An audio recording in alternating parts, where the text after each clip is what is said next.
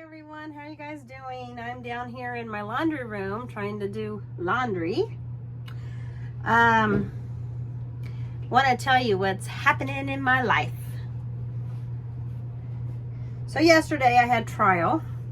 My ex-husband is taking me to court for modification of our settlement agreement. I don't know why. Our settlement agreement is what I agreed to. It was supposed to be what he agreed to, but I don't know. There's been no change of circumstances, so there was no need for this motion. But I went there, you guys. I went there in trial, sat there by myself. I have never, ever felt a spiritual attack like I did yesterday in trial. I sat there and I took all these lies just being hit at me, one right after another, and just sitting there listening to my ex-spouse talk about things he believes in his mind of his that are true and about me, and just lie after lie after lie after lie after lie. No documentation. I had no documentation of anything. What they did present was things I said, but I had a reason for what I said. I always do. I don't make these videos without knowing what I'm going to say before I turn on the camera. I always know what I'm saying, and I'm telling the truth. And that's all I did yesterday, was sit on there and tell the truth. And because I kind of knew I was going into this spiritual battle, I knew what to expect. I knew they were going to attack me in my faith, and that's exactly what they did. I sat there from 9 a.m. in the morning to 1:30 p.m. and just listened to them bombard the judge pretty much with accusations that were completely false. And I just stood there and asked to keep everything the same, because that's what I agreed to, and I feel is in my son's best interest, to keep my order the exact same. So I don't know what the judge is going to do and what they're going to decide, but whatever they decide, giving my ex-spouse everything he asked for, or what I'm asking for, and keeping everything the same, whatever that judge decides on, I will follow, because I am a rule follower. That's what I am. I'm a truth teller, and I am a rule follower. But going into court yesterday was something I had never experienced before in my life. And that was false allegations according to the Bible. And it was renouncing their faith. And my ex-spouse claims to, in trial, under oath, claimed to be a Christian. But according to Christian beliefs and following God's word, totally kind of renounced his faith there in court. I still do not know what his newfound faith is, but his actions, you know, are showing that we are unequally yoked. When someone is denouncing their faith, they get very agitated at you for the things that you are stating and that you believe are true according to the Bible. It gets very defensive and judgmental. And something I want to do in my life right now is just follow Jesus Christ as a Christian believer. Celebrated this morning with a Scooter's coffee. So excited to be able to have this morning. But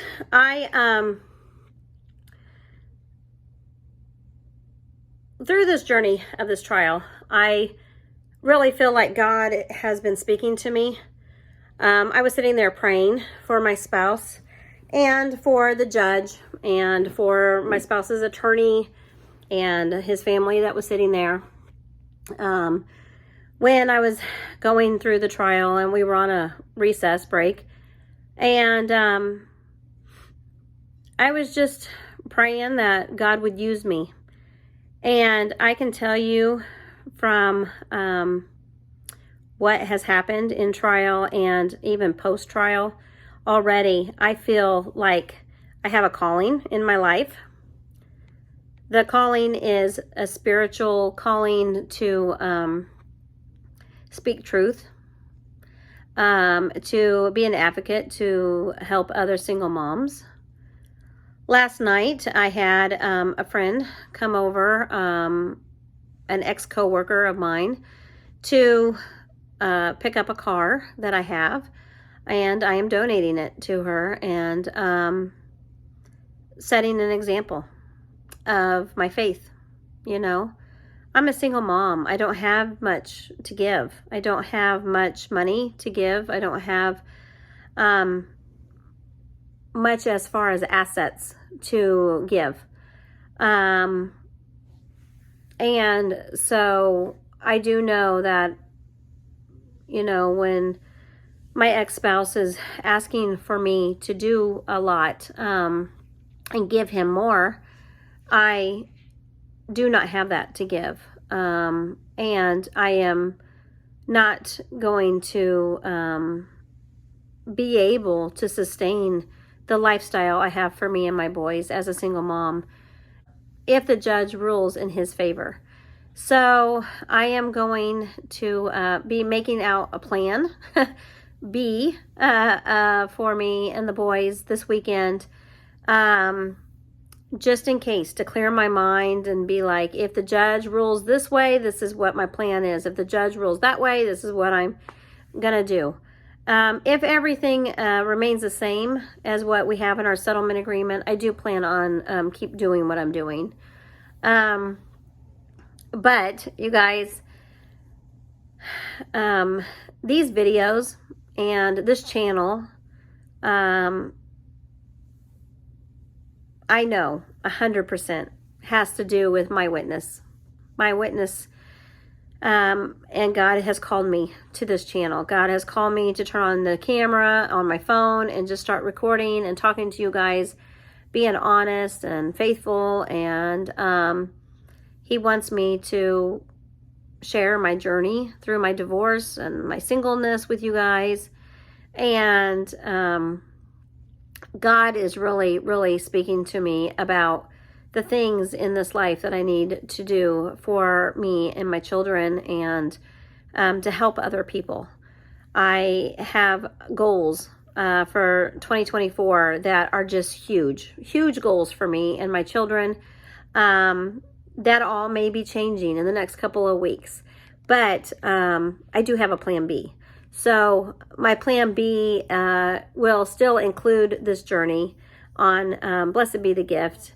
Blessed Be the Gift, you guys, has been a channel that I have had even before I was married. It was actually called Mom Life before, and I had started it. So I've been doing YouTube for a very long time. And so, like I said before in another video, I had deleted a lot of my old channel and my old videos. And I'm just moving forward in my faith and my family and my freedom that I have here in America. And I'm going to keep fighting for what's right and doing God's will in my life. And God is telling me to share my journey here with you guys. And so thank you all. And I'm telling you, I've gotten so many messages who are praying for me during my trial yesterday and praying for me and my boys. I pray that you will continue to pray for the judgment as the judge is making a ruling. I don't know what's going to happen.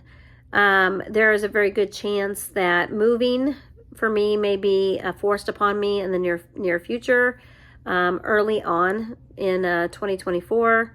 There's also a good chance that things, whatever the decision is from the judge, that it's going to disrupt where I work, and it's going to disrupt the city in which I live in. So, you guys, it will mess up a lot of things for me and my children. We shall see. We shall see what happens. I have faith that God's got everything under control, and I don't have to worry about it. But I'm so thankful for my divorce. I am so thankful that I can move on with my life, and I don't have to live a life of a lie anymore. I'm so thankful that my spouse has no control over me anymore, as he's no longer my husband. And even though he is trying really hard, no matter what the motion is decided on, I just am just feeling so very blessed with my life. And I am thankful that God has really brought me back to him through my divorce and through the decisions of my ex-spouse. I know that I am, as a Christian, which is what I am first and foremost, I am to stand on my faith and do what's right. But as a mother, there are certain things in my life that I need to stand for, and that is being the mother and have my motherly rights. My constitutional rights are God-given. My motherly rights are God-given. I stand on the Constitution of the United States of America and family, my faith, my freedom, and I'm going to be exercising those rights in my community and helping others. And so that's what my journey is going to be about for 2024. I'm going to be bringing you guys along on that journey in 2024. My battle is going to continue on for doing what is right for me and my children. So even though the battle, is God's, and letting him lead, he's really calling me to make a difference and help other single moms in my area. And I have already started that process. So it gives me a reason to live. With Jesus Christ, all things are possible. And with him, he gives me the strength that I need to endure those fires, that are being thrown at me. I really felt like Daniel in the lion's den yesterday. You guys, I just can't explain it. It was the weirdest feeling ever. I'm sitting there and I just felt so protected. I just sat there. I just sat there and I just listened to lie after lie after lie. And it was the weirdest feeling ever. And then I get on the stand and I'm just like, yeah, I said that. It's right there. I just watched it. It's right there in that email. But no, explanation to what I said and why I said it. So, I didn't have to answer any of those questions. They didn't even ask questions about why I said anything, or it was like nobody cared what I said as a parent, as a mother, or as a believer in Jesus.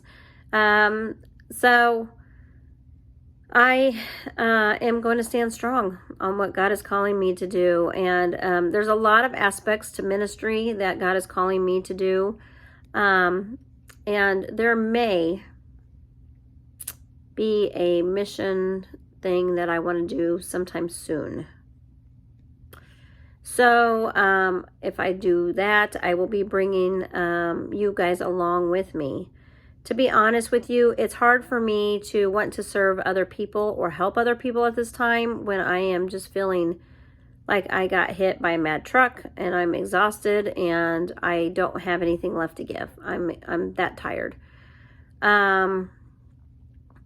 But I am so thankful that trial is over and a judgment is going to be made.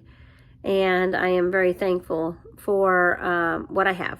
So I hope this encourages you. As I'm going through this journey, you guys are going to start seeing the changes, especially in 2024. I am going to take the next couple of months to relax.